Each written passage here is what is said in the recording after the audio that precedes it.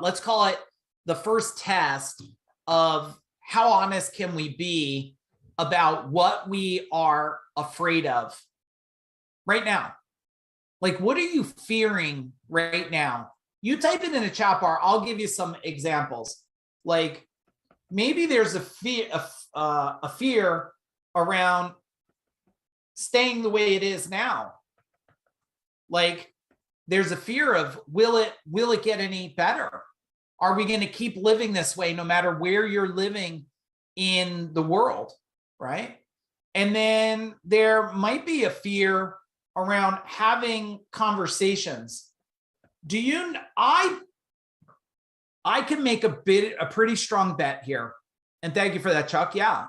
Like being a great leader. I could almost bet 100%, if not all of you, a bunch of you have an honest conversation that you're afraid to have with someone. Type in possible if that's possible. If you type in possible, it doesn't admit anything, but type in possible if that's possible. It could be your dad. It could be your wife. It could be anybody. Like, it's so interesting, especially in relationships, right? You look at relationships and we live in a state of like, how truthful are you, right? Like, what do you have fear of? And I'll tell you, when most people, you could recognize fear is when relationships go south and all of a sudden, we'll use a husband. It could be a husband or wife. A husband decides he's going to start seeing somebody else cheating, and you find out who he's cheating with wears negligee and sexy clothes. And you talk to the guy, because I've had conversations with people over the years and said, why? Tell me, like, where did it go? No judgments. Where did it go south? And one person told me, I just couldn't take looking at sweatpants no more. And I said, but did you ever tell the person, like, you just were hoping for not sweatpants? He's like, nah, I was afraid to say it, afraid to be judged, afraid of what she would say. I said, so you thought you would destroy a whole relationship out of a state of fear of one conversation? And then he said something and caught himself. He says, well, what if I said it and it destroyed our relationship? And I was like, you're divorced. He's like, yeah, I guess it destroyed the relationship. I said, fear destroyed your relationship. Fear destroyed it. Not honesty, fear. Now, could honesty destroy it? Yeah, if you have one person that can have a more upside conversation and the other person looks at it as a downside conversation. How many of you have a fear of judgment? Be upfront with me. Like, here's how you know you have a fear of judgment. You spend 2 hours to get ready before you go out to a friend's house. Your hair has to be perfect. You got to smell perfect, look perfect. Everything's got to be perfect about you, right? And if it's not, because God forbid someone says, oh, look at you. Are you okay? You're like, yeah, why? Oh, it doesn't look like you shaved. My wife says, my God, look like you grew a beard already today. I said, yeah, I'm kind of an animal. Like, I shaved this morning. It's like, it's here. Like, this is what it is, right? This is what it is. But people have this state of fear. So what happens is they're afraid, and I want you to write this down. And I wonder if it's true for you, maybe not in all areas, but in any area. Are you afraid of being 100% yourself, your real self? Now think about your real self. We're going to talk about this a little bit of where these fears come from. How many of you still have a parent that if they could, now I'm level 51, okay? That's a more powerful way to say 51. I don't ever say old anything. I'm more powerful. Level 51 is more powerful than level 50. How many of you, like, actually, you've been out of your house a long time, but if your parents actually could, they would still tell you what to do, where to go, how to do it, when to do it, why to do it, what to eat, what not to eat. You ever have this? Like, I watch grown parents tell grown-up children, hey, don't eat that. I'm like, your son's 40. you're telling him what not to eat. He's 40. Like, what do you think? Right? And then this becomes fear, right? It becomes a state of fear. Well, I don't want to say anything to anybody. I don't want to tell them anything. Number one first step is you have to identify what you're actually afraid of. And just take 1 minute, just 1 minute. Don't type it in the chat bar. And I just want you to write one thing down that you're afraid of that you would like to face in a different way. You would like to remove it. Even if it's that tough conversation you're afraid of. Some people are afraid to admit the problem, right? They're afraid to admit the problem. They're like, no, I don't have a problem drinking this, eating this, smoking this. And I'm like, okay, as long as you agree. But if you did get rid of it, what are you afraid of? Oh, I'm not afraid of nothing. Then why don't you just stop drinking coffee in the morning? Oh, no. I love it. You love it or you need it? Oh, I love it. Oh, so could you not drink it till the afternoon? Oh, no, I couldn't get started with my day. What about you just don't do it tomorrow morning? Wake up and don't drink coffee tomorrow morning. Now, how many of you type in the chat bar, would it kill you? You ask them, and I said, what are you afraid of? I'm afraid I can't function. I'm afraid of, no. There is a fear. I promise you. It's a fear. Because I don't know about any of you. When my dad took his toast, hey, Judy, and he dunked it. My dad used to dunk his toast in his coffee. Anybody else do that or their dad does that? Like dunk their toast in the coffee. It's like a sloppy, mushy, shitty mess of coffee tasting stuff. And I remember eating that and being like what human eats this toast that's like dripping now, right? Yeah, Ken, just nasty. But I remember tasting that, and I don't think anybody like taste it and go, oh my God, this is what coffee is? It's incredible. I think there's other things that there's a greater fear of. Now, think about, and I want this to start making sense because you got to see the history of fear in you, not the history of fear in everyone. You're around your buddies. Your buddies smoke. You don't smoke. You decide to smoke. Type in the chat bar, what was your fear? What was your fear? Think of the very first time you smoked, those of you that smoke, and think of your fear that you had. Fear of what?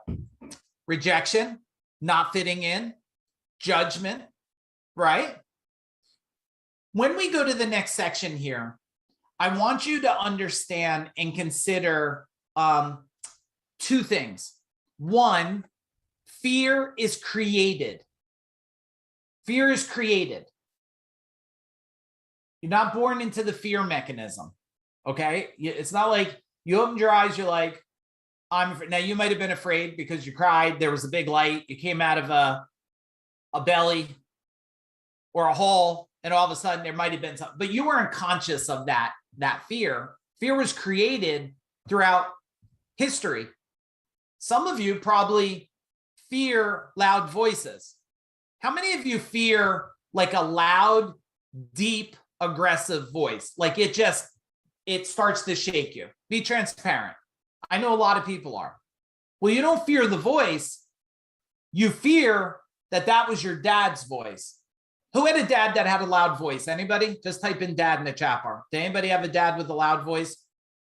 Yeah, right? Like he spoke and everybody listened. You became fearful of that. Now, the second part here is you have to understand what fear is to you, right? Like, what is fear to you? Now, if we look at the largest fears and you were to survey people, I bet one of the largest fears you tell me probably would be death. Is that a possibility? Is death? Type in possibility in chat bar. Is that a possibility, like death? Now, if you think of death, it's like, well, I fear a couple things about death. Death of me, death of family, right? Death of friends, maybe death of animals, right? There's death. Now, this is a fear. Now, the problem with fear, it's not really a problem. There's always a conflict. There's always a conflict. right? There's fear, and then there's belief, and then there's like this conflict line, right? And this conflict line has measurements. Because if you really believed, and I don't know what beliefs everybody has here, and whatever your belief is, I'm perfectly fine with it. Some of you probably believe in God. Maybe some of you believe in universe. Maybe, I don't know what you believe in. I'm okay with all of it. Well, some people believe in heaven and like paradise, but fear death. Do you see the conflict? There's a conflict that gets reinforced there. Well, wait a minute. If it's an amazing place, you wouldn't fear it like that. But this is what fear does. Fear starts to create, write it down, stories. And stories start to create, you know, what you're going to feel about things. Fear is just a word, but it carries lots of emotions, and they all almost start internal. They all start internal, these emotions. And they magnify over time, right? They magnify over time. Today, there's a fear of comparison effect. You know what the comparison effect is? I look on social media, that person's amazing, has all this stuff. I don't, I fear I'll never have it, right? I look, the other day I seen a picture of somebody I know. I'm not super fond of him. He's getting on a little private plane. I was like, oh, all right, cool for him. If he posted it because he wanted people to admire him, well, I don't know. His fear is not maybe, what would his fear be? Like if he's posting something and he's like, look at me, he might have a fear of what? Type in the chat bar. Fear of not being enough, fear of not being liked, fear of not being cool, fear that people don't think I accomplish things. I mean, when you start to look at it, there's so many aspects, and this fear starts to spider itself out, right? It starts like there's a fear here, and then it just starts spider webbing all over the place. And what happens is if there's enough of it, then we just get locked down where it's a constant state of triggered anxiety or triggered panic or triggered frustration. I guarantee a bunch of you that had a problem falling asleep, going to sleep, you're up all night. Tell me now, thinking back on it, minus a sickness, a diarrhea, a bug or something like that. I bet your mind was racing, and it was racing on a fear. Will the job go bad? Is my wife going to leave me? Is my son or daughter going to get hurt? Most people just don't stop a minute and say, well, wait a minute. If this is such a paralysis, such a situational program, and just so you know, this spider web is a sequence of reinforced programs. Well, I got good news for you. We're going to understand it so we can work through this. Yeah, Mondays are going to suck. That's my fear, right? That's my programmed fear, right? Oh my God, I'm going to hit a lot of traffic. What's my fear? You're going to be late somewhere. That's not your fear. You're going to be late. If you're going to be late to a place, what is your fear? Not that you're going to be late. What is it? Type it in the chat bar. And thank you for all your participation. You're afraid your sister-in-law or you're right, judged, criticized. Oh, look at you. You're never on time. Couldn't you have left earlier? So your fear is not the traffic. Your fear is the conversation that you're going to deal with, right? I'm going to kill someone on the road with road rage.